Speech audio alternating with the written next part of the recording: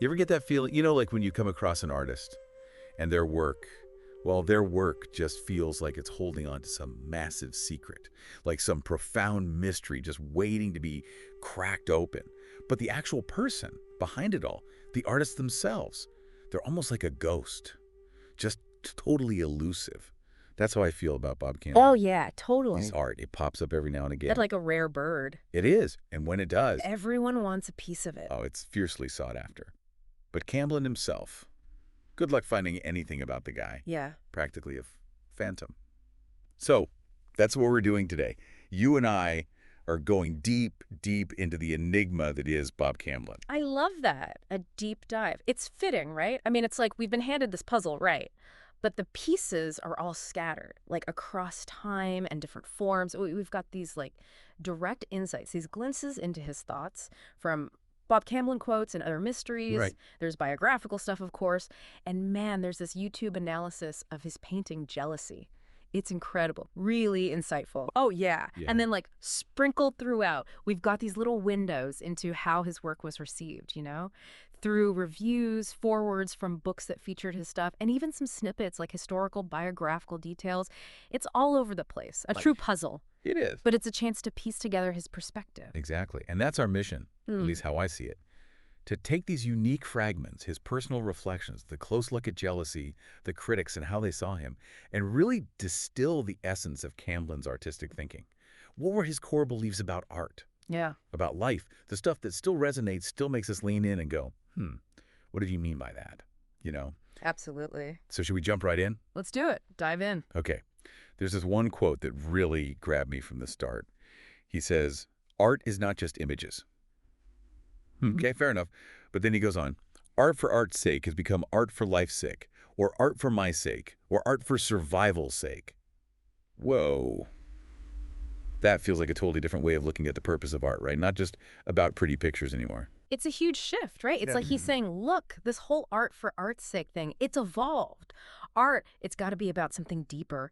It's about life. It's personal. Hell, it's about survival. I mean, he even says my sake. Like, art wasn't a hobby for this guy. Yeah.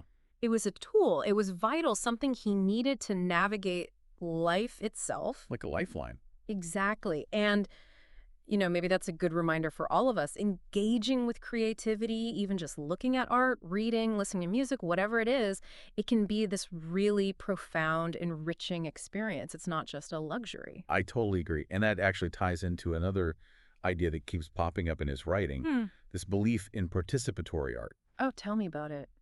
It's like he's saying art isn't just about the artist creating something for others to passively observe. It's more than that. It's a two-way street. Oh, yeah. He even mentions consumer art later on, where it's all about quick consumption and moving on to the next thing. He Yeah. hated that. He did. He wanted intimacy. He wanted solidity. He wanted the viewer to do more than just glance and move on. It's like he's yearning for this deeper connection. A real engagement. And then there's this almost like an equation he puts forward. He says, love art. Interesting. Right. But of course, with Camblin, it can never be that simple. He immediately adds this extra layer, this crucial nuance. He says if love is actually experienced, genuinely felt, then no description is necessary. And then he warns against confusing like a fleeting good feeling with true art. It's like he's always peeling back the layers of these simple words. It's like he's saying, don't be fooled by the surface. He's pushing us to go deeper, to look for the real thing. And I think what he's getting at is this idea that both love and art at their core are about authentic experience. You feel them. You don't need someone to explain it. It just is. It just is. And he's wary of us mistaking anything less for the real deal. Absolutely. He wanted genuine engagement in life, in art, in everything. Okay, ready for another one. He also has these almost paradoxical statements, kind of like guiding principles, like resist and submit, Okay. or balancing and being for and against. It's like he's constantly in this state of negotiation, right? Like never settling for a simple answer. Oh, he's all about embracing the tension, the paradox. I mean, resist and submit. It's like the artist's dance with creation. Right. Knowing when to push your own vision and when to let go, to surrender to the flow, and then balancing and being for and against. Yeah. That's how he navigated the world, I think. Holding multiple viewpoints, not getting stuck in one rigid perspective. He's flexible. Totally. And I think there's a lesson there, holding complexity, opposing ideas, it can be a source of strength. And creativity. Absolutely. Okay, this next quote, this one really hit me hard. He says, "We all are creative, but we lose our magic in understanding everything instead of knowing." That separation between understanding something and truly knowing it, that feels so crucial, right? That's the core of it, isn't it? He valued this intuitive, embodied knowing. It's not just about reading books and getting the facts. No, It's about feeling it. it's deeper. It's deeper. And I think he felt that overanalyzing, dissecting everything, it actually steals our magic. Steals the magic. It dims that natural wonder and spontaneity that fuels creativity. So maybe it's a good moment to ask ourselves, where in our lives could we benefit from trusting our gut a little more? That intuitive knowing. That's a great question. He also talks a lot about intention in art, Yeah. but he points out that intention can be forced, which he clearly doesn't like. Oh, He criticizes the academic focus on quantity over quality, which, knowing that he eventually left academia altogether, makes total sense, right? it feels like a critique of that system. Oh, for sure. He's calling out the dangers of just churning out work without genuine exploration. It's like he's saying, hey, stop forcing it. Stop focusing on the numbers. Dive deeper. Find that authentic spark. Absolutely. Then he drops this really interesting idea. Facility in art is like the Midas touch. Oh, wow. It's powerful Yeah. and a little bit, I don't know, ominous, right? It's a warning, almost. I mean, Midas, he could turn everything to gold, but he ended up starving, right? Right. So it's like he's saying technical skill is important, but if all you have is technique, without the vision, without the substance, it's hollow. It can even be destructive. Mastery without meaning. Exactly. This next one's a real head-scratcher. He claims that visual arts have become non-visual. What? What do you make of that? What do you think he meant? I think he's pointing to the rise of conceptual art. You know how sometimes the idea behind a piece becomes almost more important than what you actually see? Yeah. He's critiquing that. Like the explanation becomes more important than the experience. It's like, think about some modern art. You almost need a guidebook to figure out what you're looking at. You need that context, yeah. He's pushing back against that. He wants that gut-level, visceral connection with the art. I see, okay. He also has this breakdown of drawing, categorizing them into action experiment drawings, which he links to paper discoveries.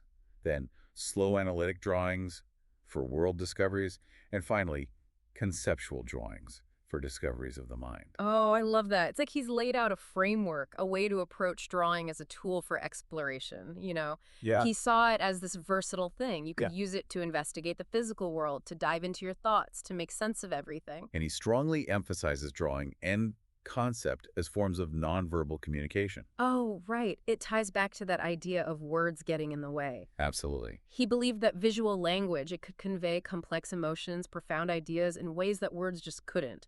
It's like tapping into something primal. A deeper level of understanding. Okay, fasten your seatbelts for this one.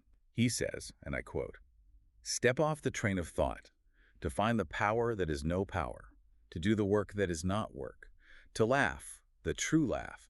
Bending is not bowing." It's almost like a mantra, right? It is. It's so zen. He's all about transcending that linear, rational thinking, to reach this deeper awareness, a way of being and creating that's effortless. Effortless. True power comes from letting go. True action comes from ease. He's inviting us to stop overthinking, to trust our intuition. It's a tough one to put into practice, though, isn't it? Oh, it is. It takes practice. He also talks about this difference between believing and knowing. Yeah. He connects mystics to a different kind of knowing, one that's beyond logic. He's emphasizing direct experience, that gut feeling, over just accepting something someone told you it's true. It's like knowing something in your bones, not just your head. And that makes sense when you consider his fascination with the intuitive side of creativity. He does. He's drawn to the mysteries. He is. And he has this really interesting perspective on history. He says, history is only believable when it's creative. Huh. And then he adds that awareness, like being truly aware. It softens the shock of the past, while creativity helps us move beyond it. He's saying we need to engage with history actively, not just passively accept what we're told. Not just dates and names. Exactly. We need stories, art, to make history come alive. To make it real. Hmm. And he sees creativity as a tool for processing the tough stuff, the traumatic parts of our past. A way to heal and move forward. Okay, another one, and this one is blunt. He says that cynicism is destructive creativity. It's like a direct attack on that kind of mindset. It's a strong statement, right? It is. He's not just talking about skepticism. He's saying cynicism, it tears things down, it doesn't build. It's the opposite of creativity. It's like even when cynicism tries to be critical, it ends up stifling any genuine creative It's potential. a negative force. Totally. Okay, here's another one that feels like a personal motto.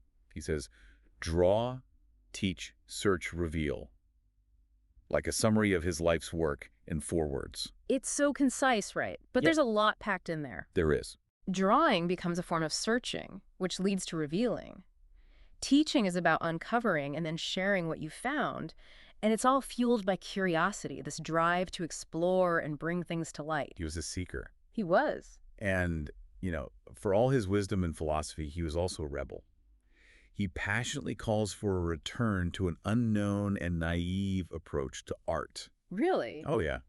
And he's very critical of art history, critics, affluent culture, all of it. Clearly, he wasn't a fan of the establishment art world. Not one bit. I mean, that's why he left academia, right? Absolutely. He wanted freedom. He wanted to create without those constraints, those expectations. Like, forget the rules. Let's get back to that raw, primal way of making art, Back to the basics. Exactly. And his analogy for art critics, Oh, tell me. he compares them to a legless man trying to teach someone how to run.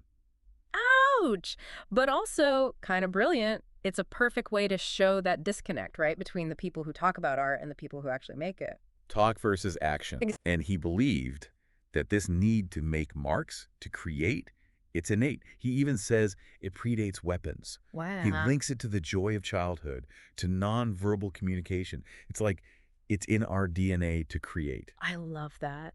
He's going way back to the very essence of what makes us human. It's like he's saying creating, it's not just something we do, it's who we are. That's a beautiful way to put it. Yeah. He also talks about finding your mystic switch. Mystic switch. Yeah, it's like a deeply personal truth. But it's not fixed, it evolves. It's about finding your own truth, right? But recognizing that it changes as you change. It's a journey. It's a journey. Yeah. And that's what makes it so fascinating, It's not static. Always evolving. And here's another great piece of advice. He says one must learn not to look, but to see. Mm-hmm. And he's a big advocate for actively trying to fail as a path to success. Oh, yeah. Classic Camblin. Classic Camblin. He's all about embracing failure. He is. It's not the end.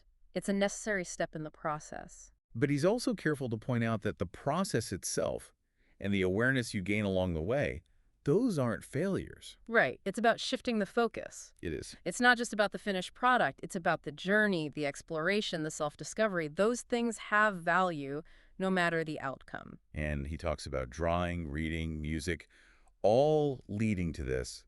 He calls it the Zazen Zen mind. Zazen mind. Yeah, it's like this state of flow, intense focus, but also openness. It's that sweet spot, right? Yeah. Where inspiration just hits you out of nowhere. And those activities, they can help you get there. They can help you get there. Okay. And this is like a manifesto.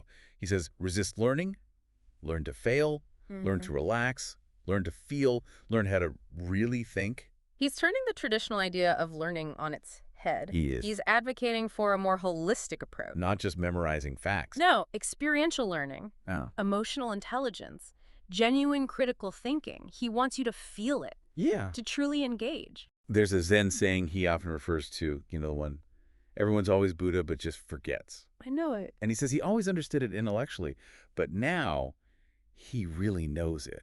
It's that distinction again, right, between knowing in your head and knowing in your soul. He's all about that deeper knowing, that lived experience. This next quote, this one's a favorite of mine. He says, everyone is a mirror, and that is magic. It's so simple, but so profound. It is. It speaks to this idea that we're all connected, And we're constantly reflecting parts of ourselves in each other. It's like this endless dance of give and take. And that's where the magic is, in that connection, that reflection. It is magic. He also talks about 2 kinds of magic. Negative magic, which is used for power, and positive magic, which he links to the act of seeing. And this magic seeing, it leads to deeper understanding, to art that's connected to something bigger than ourselves. It's about the intention, right? It is. Negative magic is selfish. It's about control. But positive magic, it's about opening yourself up. It's about truly seeing. It's about connection. Ew. And he even observes that true seeing, it's not always straightforward. Oh. He calls it a whirlpool of relationships. Like the act of seeing itself is complex, multi-layered. And deceptive, even. Yeah, Like, we think we're seeing clearly, but there's always more to it. It's about navigating all those layers, those subjective interpretations. absolutely. Yeah. And he talks about this dilemma for artists, Oh. balancing the development of their technique with this constant demand for novelty. Oh, yeah, that struggle is real. It You is. want to hone your craft, but the audience always wants something new. The pressure to be fresh. Yeah. And he laments that yin and yang mandala has become so mainstream. He's mourning the loss of meaning, right? Exactly. Like, these profound concepts get popularized, and they lose their depth. It's all surface, no substance. It's a shame. He also agrees with the symbolist movement, that explaining something ruins it. Oh, back to the words getting in the way. It is. Art, at its most powerful, it goes beyond words. It can't be explained. It can't be explained. And he reflects on how complex communication is. Oh, it is. This potential for deep connection, Yeah. but also the inherent limitations, the sadness that comes with it. Communication is messy, right? We try to share ourselves, but words often fail us. They do. But we keep trying We do. because that connection, it's so important. It is. And he's actually quite hopeful about the future of art. He believes that over time, all these influences will lead to diverse forms driven by different intentions. That's an optimistic outlook, isn't it? He sees art as this constantly evolving thing, branching out in all directions. It's beautiful, really. It is, and he uses this great image to describe the limitations of language. The standard sign against the sunset. Oh, wow. I love that. What does he mean? It's like the sunset, it's this raw emotional experience. Yeah. But the standard sign, it's just a symbol, a word. It can't capture that feeling. Well, I can't. It's too limited. But it's the best we can do. It's the best we can do. Yeah. He also has this simple but powerful philosophy. There are no mistakes. He's all about embracing the journey, isn't he? He is. It's about acceptance, continuous learning. Not dwelling on errors. Exactly. And he even reinterprets that old saying, pride goeth before a fall. How does he do that? Well, he really dissects it, looks at the relationship between pride and failure from multiple angles. Not just accepting the traditional meaning. Nope. He's questioning it, playing with it. I love that. And he has this great analogy about two tiny pieces of a hologram arguing. Oh, right. They can't see the full picture because they're too focused on their little piece. And that leads to his concept of the hologram. The hologram. Yeah, where it's collective understanding that brings clarity. It's about bringing all those perspectives together, right? It is. To see the bigger picture. And this one's a bit cryptic, but he mentions feeling like he's approaching the edge of real time. Real time. Yeah, and a sense of inevitable necessity. It's very philosophical. It's like he's sensing something big is about to happen, a turning point. Or an unavoidable outcome. He even gets into the nature of the universe itself. Has he really? Oh, yeah. He wonders, is it finite? Is it a steady state? Does it all exist all at once? He's asking the big questions. He is. He even touches on solipsism. You know, the idea that only one's own mind is sure to exist. Whoa. Heady stuff. It is. But then he brings it back to history. He says being aware of history means living in the past, present, and future all at the same time. That's a lot to process. It is. But he's saying it's all focused on understanding how things work. It's not just about memorizing the past. Nope. It's about applying it to the present and the future. And he has this great metaphor about time travel happening at the speed of enlightenment. Right. And then he compares the hawk and the snake Oh, right. as two different approaches to life. The hawk, all about action and broad vision. The snake, more grounded, patient. It's like two different ways of navigating the world, and time travel at the speed of enlightenment. That's beautiful. It is. It's like true understanding can break free from the limitations of time. And he describes the way back as this cyclical process. Silence, melting, space, time, return, beginning, ending, and action. It's like a spiral, a constant state of transformation and renewal. It is. And then he even throws in this random question about the architect Louis Sullivan. Does he? Oh, yeah.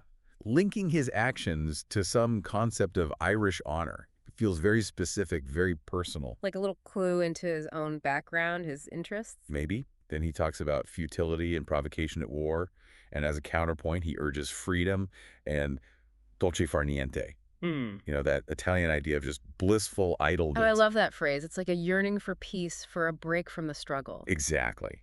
Then there's this striking image. He talks about a phoenix trapped in a salty shell, unable to renew itself. What a powerful image. But it is. It's like all that potential stuck. It is. Waiting for that hatching fire. Waiting for something to break it free. And he compares revealed meaning to an empty rib cage full of sand, suggesting that the living was the meaning. He's saying it's the journey that matters, not the destination. Embrace the process. Embrace the process. And finally, he pictures the universe folding in on itself, waiting for a magnificent pulse. It's like everything is cyclical, even the universe. Everything is cyclical. Yeah. Okay. Wow. That was a lot. I know, right? Just from his quotes, it's like a crash course in Camblin's mind. It is. But I feel like we've only scratched the surface. We have. Okay, let's switch gears for a moment and talk about his painting Jealousy. Both the YouTube analysis and the book excerpts describe it as being a watercolor, maybe a wash on a white background. There are these daubs of green and pink that kind of come together to form a vaguely humanoid shape. Right. It's abstract, but you can sense the figure there. You can. And the key elements, right? The pink shapes that are interpreted as hearts held in one hand, and then these sharp green spikes that look like thorns in the other hand. Oh, and of course the word jealousy crossed out and replaced with envy. Right. It's almost like a visual edit. It is. And the YouTube analysis suggests that this figure, it could be Camblin himself. A self-portrait. Yeah, depicting him holding both love and the potential for harm. Like the duality of human emotion. It's raw, isn't it? Oh, yeah. He's not hiding anything. It's like he's acknowledging both sides of himself. The good and the bad. The light and the shadow. And the swirling green in the painting, it's interpreted as growth. Yeah, okay. But also maybe the entanglement of jealousy, the way it takes root. Yeah. And the pink hearts. Symbols of love, I'd guess. You got it. And there's a phrase nearby, pale imitation, suggesting that envy is like a lesser form of jealousy. Interesting. So he's making a distinction between the two. He is. It's like jealousy is the raw emotion and envy is the, I don't know, the diluted version. It's fascinating how he uses the visual language to communicate all that. The colors, the symbols, the way they interact. It's really clever. And the analysis connects all this to Zen philosophy, where joy and suffering are seen as coming from the same source. Oh, right, that duality. Exactly. And the fact that he crosses out jealousy with envy. It's like an invitation to practice detachment, to strive for balance. Like he's saying, look, these emotions are part of us, but we don't have to be ruled by them, you know? We can choose. We can choose. They even link the artwork to the I Ching hexagram shun, which symbolizes, well, it's hard to explain, but it's about inner conflict. Okay. And the need for humility, self-awareness. It's amazing, right? How much meaning he can pack into a single image. It's incredible. It makes you want to go back and look at it again with fresh eyes, you know? You do. Because there's always something new to discover. Absolutely. The Taoist perspective, as explained in the analysis, sees jealousy as coming from comparison. Oh, that makes sense. Right. Yeah. Like we measure ourselves against others, and that's where the jealousy arises. We get caught up in that trap. We do. And the hearts and thorns, they represent the yin and yang, those opposing but interconnected forces. It's like you can't have one without the other. You can't. They're part of a whole. They are. So the painting, it's not just about Camblin's personal feelings. It's a broader exploration of the human condition. It's challenging us to consider how we handle these difficult emotions. He's making us think about our own mindfulness, Yes. our ethical choices. The fact that he crosses out jealousy and replaces it with envy, it's like a conscious decision, a move towards freedom, towards mindfulness. It's a choice, you know? It is. We can wallow in negativity or we can choose a different path. And ultimately, jealousy is seen as a self-portrait of humanity.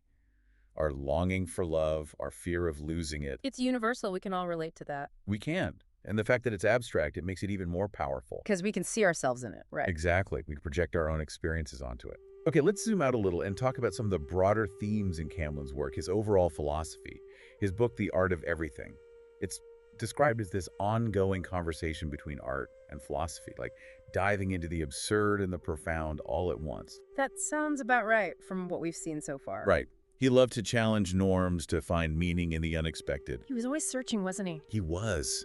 And he would take ordinary objects, things like a figure for a trap, a tattooed arm, even a frog. A frog. A frog. And he'd turn them into these powerful symbols. It's about seeing beyond the surface. It is. And his drawings, they're described as paradoxes made visible, like visual representations of complex ideas. That's a great way to put it. It's like he could draw ideas. He could.